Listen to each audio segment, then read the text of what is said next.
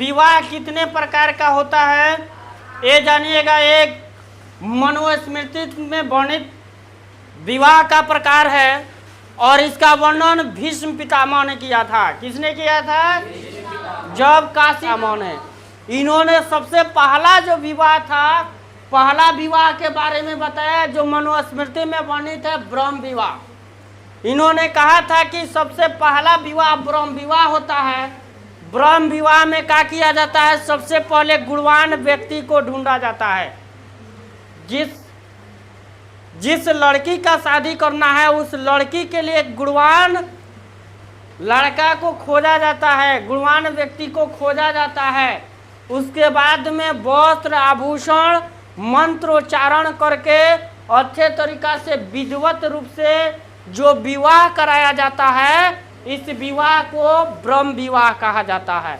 यह विवाह का सबसे उत्तम प्रकार है। विवाह का सबसे उत्तम प्रकार कौन सा है? ब्रह्म विवाह, जो अभी वर्तमान समय में प्रचलित है। वर्तमान समय में कौन सा विवाह प्रचलित है? ब्रह्म विवाह। उसके बाद में दूसरा होता था देव विवाह। देव विवाह में क्या किया जाता था? देव विवाह में विधिवत यज्ञ कराया जाता था। विधिवत यज्ञ कराने के बाद में जो पुरोहित होते थे वो अच्छे तरीका से मंत्रोच्चारण करते थे और तब उसका विधिवत तरीका से लड़की का विवाह किया जाता था।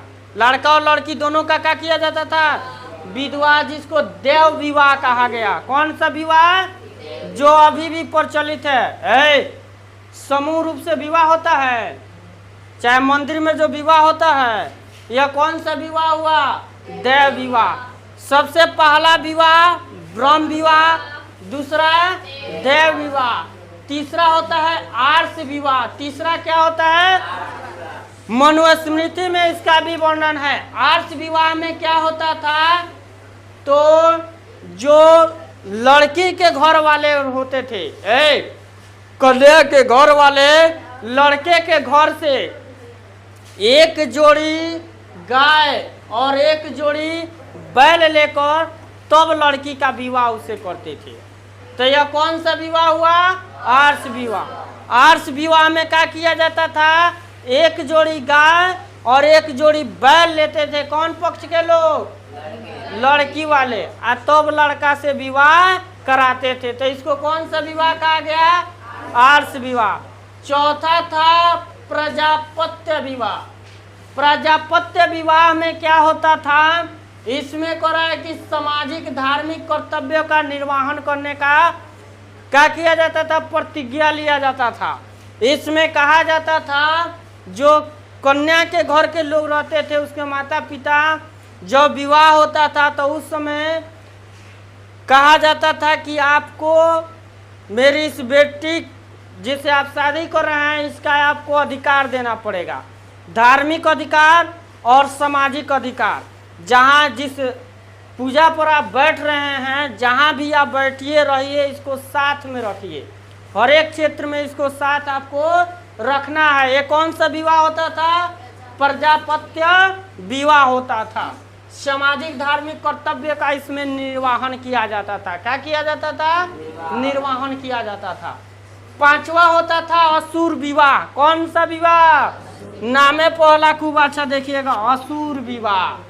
असुर विवाह कहने का अर्थ है कि जिस कन्या का विवाह जहाँ किया जाता था तो वहाँ से लोग क्या कर लेते थे?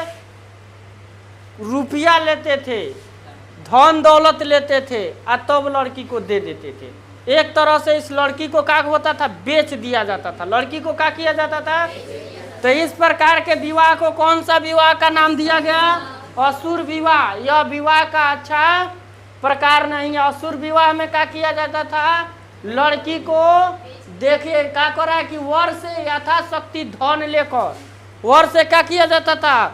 यथाशक्ति धन लेकर तब लड़की उसको दिया जाता था, कन्या को दिया जाता था। तो इस प्रकार का विवाह जो होता था इसको कौन सा विवाह कहा गया? असुर विवाह। कौन सा विवाह? असुर विवाह। उसके बाद में छठा प्रकार बताए थे गंधर्व विवाह। कौन सा विवाह? गंधर्व विवाह में क्या होता था, गुणों पर आकर्षित होकर विवाह होता था।